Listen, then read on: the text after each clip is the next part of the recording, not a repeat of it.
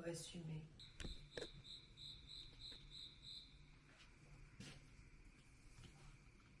On va essayer d'être présentable. Ouais, bof. Qu'est-ce qui se passe? Je suis rentrée à 1h du matin. Je me suis couchée à 1h30, 2h, soyons réalistes. Et il est 5h. Il faut aller travailler. Et on est mercredi. Que mercredi? Ouais. Mais si je suis rentrée à 1h du matin, c'est parce que j'ai passé une soirée géniale.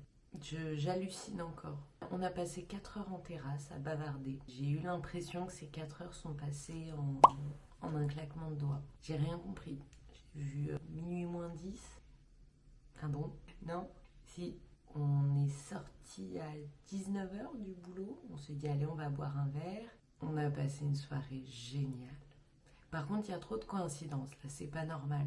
C'est un complot. On s'est raconté un petit peu nos vies avec tellement de bienveillance. J'utilise ce terme à dessein alors qu'il est galvaudé de chez galvaudé aujourd'hui. Bienveillance, entendons-nous bien, je ne l'utilise pas à tort et à travers. Mais là, il y en avait profondément. Bon, j'arrête d'être Quasimodo là. Je sais pas. On bavarde, et puis je lui dis que moi, après le bac, je suis allée en classe préparatoire et que quand j'ai fait mes vœux d'orientation, je savais même pas ce qu'était qu'une prépa et que sur des conseils de mon professeur principal, j'avais mis classe préparatoire Henri IV en vœu numéro 1, la prépa la plus prestigieuse de France, et j'avais mis une des autres prépas prestigieuses en France en second vœu. Et qu'à la veille du blocage de l'ordre des vœux, j'ai inversé parce que j'ai eu peur. C'est quoi cette voix là? Bon, ça change. D'habitude, j'ai une voix stridente, aiguë. Là, ça fait une voix de bonhomme. Et donc, je lui dis qu'au dernier moment, j'ai inversé le lycée Lacanal à Sceaux en rang 1 et le lycée Henri IV en rang 2. Je ne saurais jamais si j'allais être acceptée à Henri IV puisque j'ai été acceptée à Lacanal. Et me regarde avec des grands yeux, comme un lapin pris dans les phares d'une voiture. Et elle me dit, mais t'étais à la Canal? Et donc, elle, à 13 ans d'écart, y était aussi, a fait la même classe préparatoire que moi, la classe préparatoire BL, lettres et sciences sociales. C'est un concept. Et on continue à se confier petit à petit. Et on a trouvé tellement de coïncidences, de similitudes dans le parcours, que ça dépasse l'entendement. C'était vraiment magique cette soirée. Bon, je vais me redresser parce que sinon, ça va être Quasimodo. Ouais, il faut aller bosser. Excusez la meuf. J'ai beau être matinale, j'ai mal.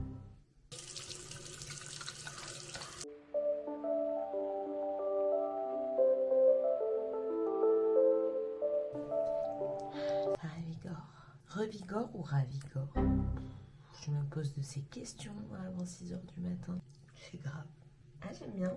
J'ai les ongles assortis aux petites oreilles de chat et aux veines. Ceci n'est pas un placement de produit. Vous aimez?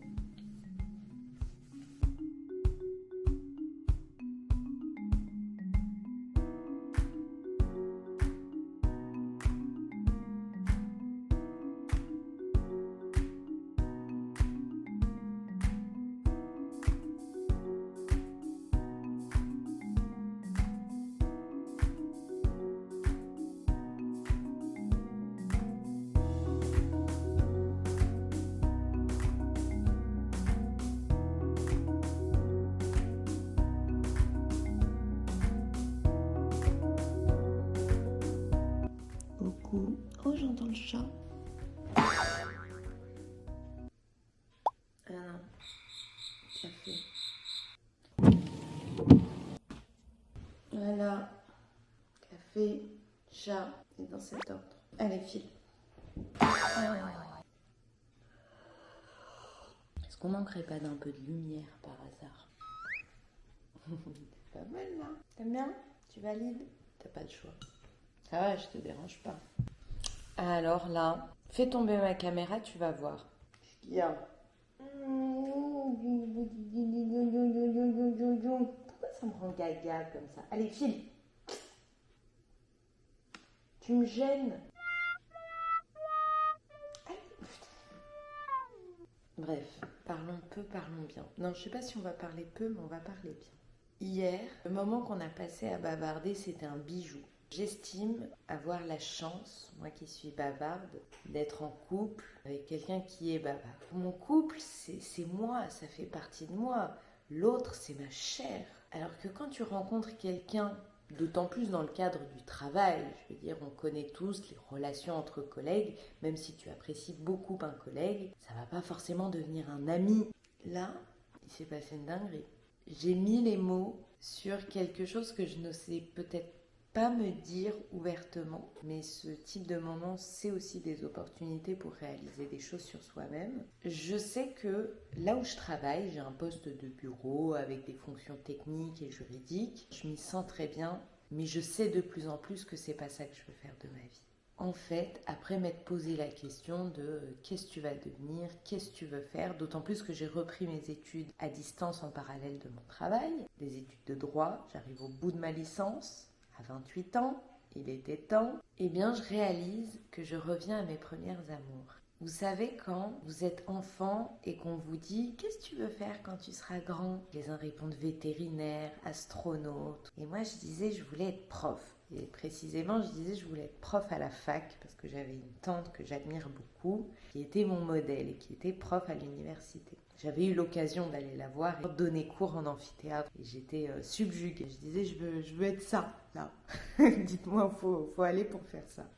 Et ça peut paraître être une anecdote futile, mais récemment, j'ai ouvert un compte TikTok. Et en 1 ou 2 mois, j'ai eu 18 000 abonnés. Et ce compte TikTok, je l'ai réservé à des contenus de philosophie pour aider les lycéens qui préparent le bac à réviser. Philosophie et SES. J'ai fait un peu aussi d'économie. Mais donc, je me suis donné sur les réseaux sociaux une posture professorale. Mais j'ai reçu des retours de ah, merci beaucoup, madame. Bon, madame, on n'en parle pas. Le coup de vieux.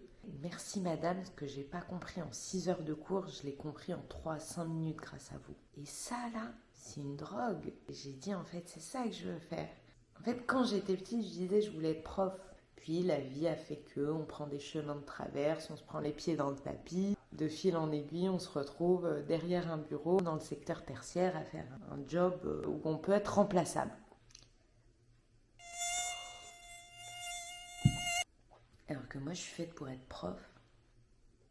Ça paraît pas grand-chose, hein. Mais là, ce que je viens de dire, c'est une révolution. Je crois que j'ai acté le fait que ma reprise d'études va s'inscrire dans un parcours vers le professorat. En fait, c'est ça que je veux faire. Donc là, je suis en train d'annoncer sur YouTube que je vais préparer la grecque. Mais attendez, c'est pas ça le pire.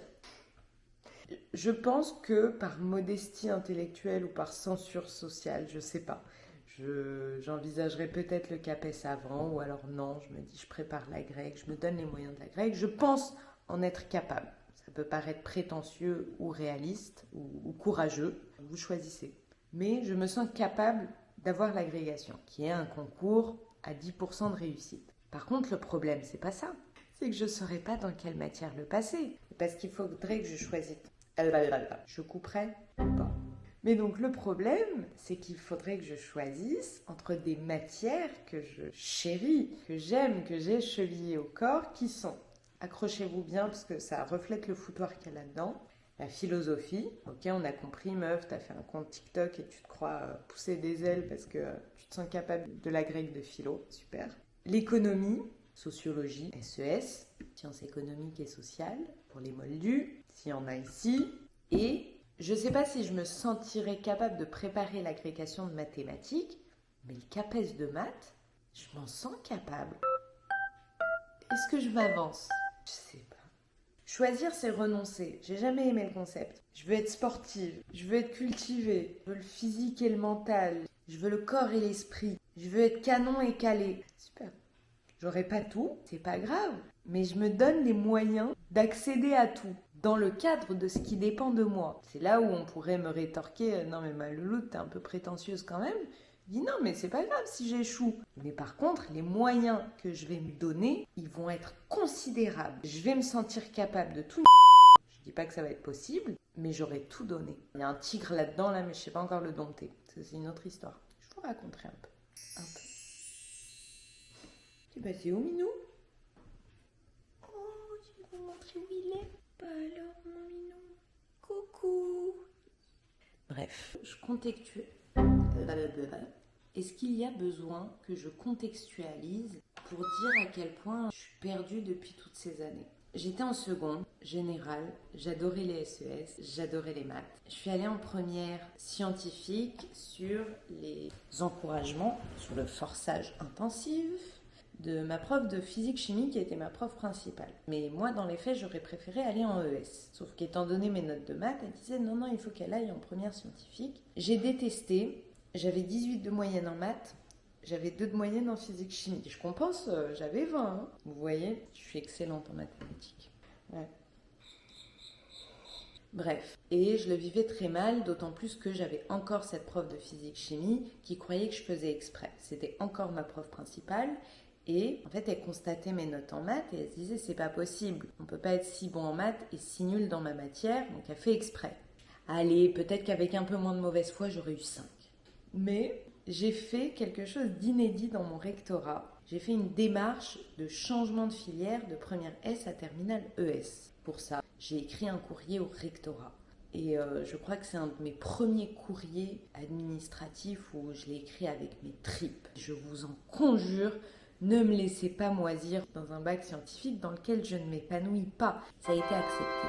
Et pendant l'été, de la première à la terminale, une prof de SES m'a prise sous son aile et j'allais chez elle pour rattraper le programme d'économie surtout. Et je suis arrivée en terminale ES. J'avais un prof de SES qui était mon professeur principal et qui était déterminant dans la suite de mon parcours. Et je dis beaucoup « et », mon tic de langage. On en a tous. Moi, « et » c'est un problème. Le chat fait des bêtises. Qu'est-ce que tu fais, Minou ? Et donc j'arrive en terminale ES et mes camarades m'attendaient au tournant. C'était pas méchant, mais ils se disaient bon, Mathilde, on sait que c'est une très bonne élève, en maths elle va nous défoncer, en revanche en éco et en sociaux quand même. Fin de premier trimestre, j'avais la meilleure moyenne de SES et je me rappelle de ce prof de SES qui avait écrit un pavé dans mon bulletin de notes pour me féliciter. Le professeur m'a conseillé d'aller en classe préparatoire. Il m'a dit, toi, tu devrais faire une prépa. C'est quoi prépa? Je ne connais pas. Il m'a dit, c'est CPGE, classe préparatoire aux grandes écoles. J'ai dit, classe préparatoire aux grandes écoles, j'aime bien comment ça sonne. Ça sonne classe. Ça me tente.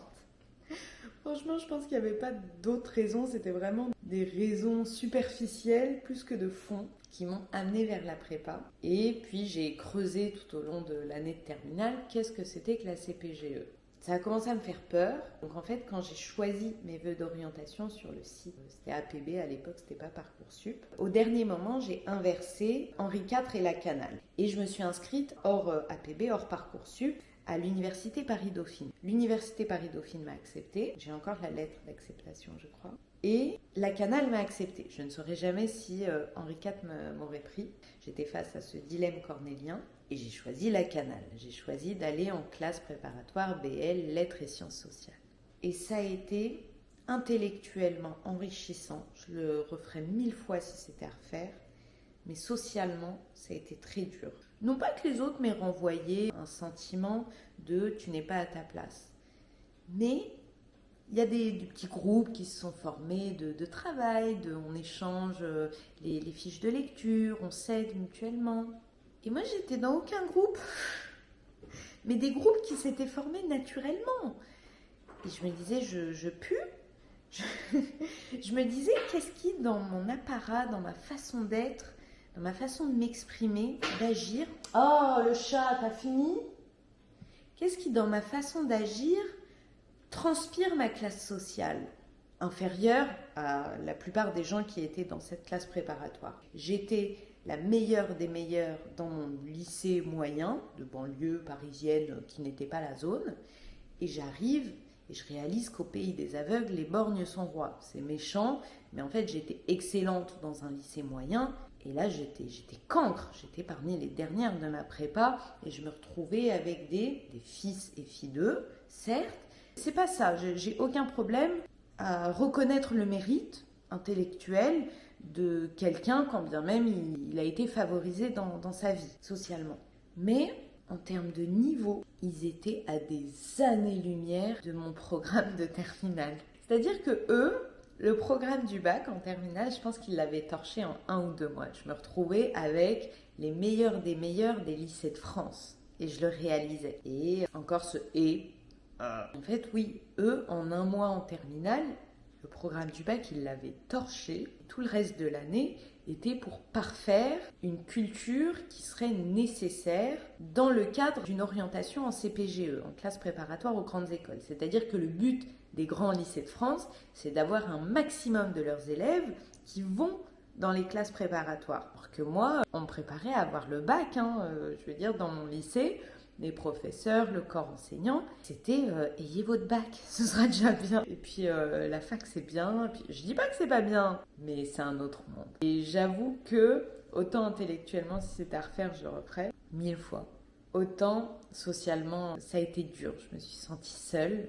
À la maison, ça allait pas trop, donc ça n'a pas aidé. Je me suis finalement réorientée en double licence droit-géographie à Paris 1, Panthéon-Sorbonne. Je me disais, ça sonne bien, toujours une mauvaise raison de prestige, ça sonne classe. Sauf que c'était complètement au hasard, j'avais jamais fait de droit de ma vie, et par contre la géographie, cartographie, j'en avais eu en option en classe préparatoire, sur les cartes de l'IGN, toutes ces choses-là, et j'avais adoré. Et en fait, j'arrive à la fac, je tombe amoureuse du droit, je délaisse un peu la géographie parce que c'était beaucoup moins passionnant qu'en prépa. Ça ressemblait plus à ce qu'on faisait au lycée, apprendre des cartes par cœur, des schémas, des trucs bidons. Et ouais, par contre, le droit, je me rappelle de mes premiers cours de droit constitutionnel, j'avais comme professeur monsieur Dominique Rousseau, qui est un constitutionnaliste qui a participé à la rédaction de nombreuses constitutions en Europe, notamment la Pologne, si je ne dis pas de bêtises. Et c'est quelqu'un qui intervient notamment en tant que spécialiste juridique, parfois sur France Inter, quand il y a des sujets d'actualité qui soulèvent des questions de droit constitutionnel. Je l'ai déjà entendu passer à plusieurs reprises. Et ce monsieur, Dominique Rousseau, en cours d'amphithéâtre, m'a donné mon premier amour du droit. Et puis ça a continué. J'ai découvert le droit civil dans d'autres cours. J'ai dit, mais en fait, le droit, c'est pas apprendre le code civil et pénal par cœur. Il y a de la réflexion. Mais en fait, c'était même une réflexion quasi mathématique qui me séduisait. Donc en fait, le droit m'apportait le mélange entre l'éloquence, l'amour du français, la tchatche, tous ces trucs-là qui font que moi, c'est moi, et le côté rigueur méthodologique, méthodologie juridique, très mathématique en réalité. J'ai dit, mais c'est ça que je dois faire dans ma vie. Donc, j'ai poursuivi en droit, mais pas très longtemps. J'ai interrompu mes études pour des raisons d'ordre privé. J'ai rencontré un mec violent. On est restés 3 ans ensemble, dont les 2 dernières années à essayer de m'en débarrasser. J'ai tout perdu. Je l'ai rencontré, j'avais tout. J'étais une étudiante, une jeune femme. J'avais mon petit scooter, j'avais un appart étudiant.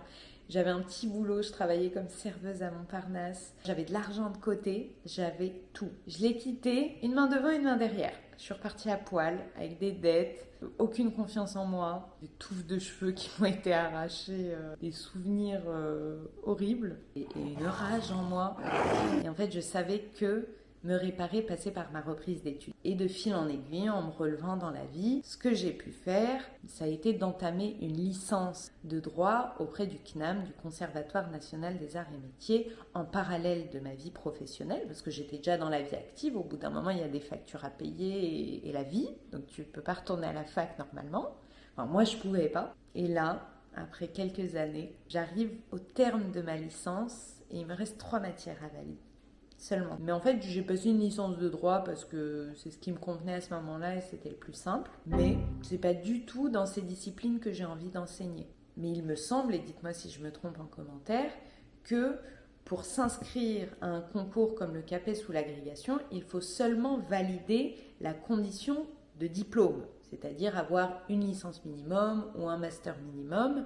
Il me semble que pour le barreau, par contre, pour devenir avocat, il faut un diplôme à mention juridique. Alors que pour l'agrég et le CAPES, je ne crois pas. Mais comme je suis un ovni depuis le début dans mon parcours, je vais me pointer au CAPES de mathématiques avec ma licence et mon master de droit au calme. Je vais leur dire non, je ne me suis pas trompée, ça va le faire. Ou alors, agrég d'économie, sociologie, peut-être que je m'en sentirais plus capable. Philo, peut-être aussi. Choisir, ça va être chaud. Bref. D'ailleurs, Dalloz, mon amour. Le droit fait partie de moi. Le droit m'a permis de me relever. J'en garderai toujours dans ma vie. Mais c'est pas forcément là-dedans que j'ai envie de faire carrière. Bref, je vais finir cette vidéo par le début normalement. Plus que 999 980 abonnés. Je suis bonne en maths mais nulle en calcul mental. Je vérifie que 2 plus 2 égale 4 à la calculatrice. On ne sait jamais, d'un jour à l'autre, ça peut changer. Salut vous! J'espère que ces petites confessions de je sais pas quoi faire de ma vie, mais à 28 ans, je commence à me dire peut-être qu'en fait, j'ai envie de faire ce que je voulais faire quand j'avais 8 ans. Et ben, j'espère que ça vous aura plu. Ciao!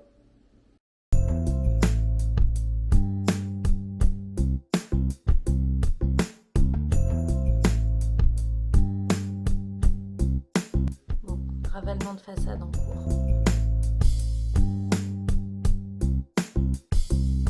Il y a des cernes à cacher un peu.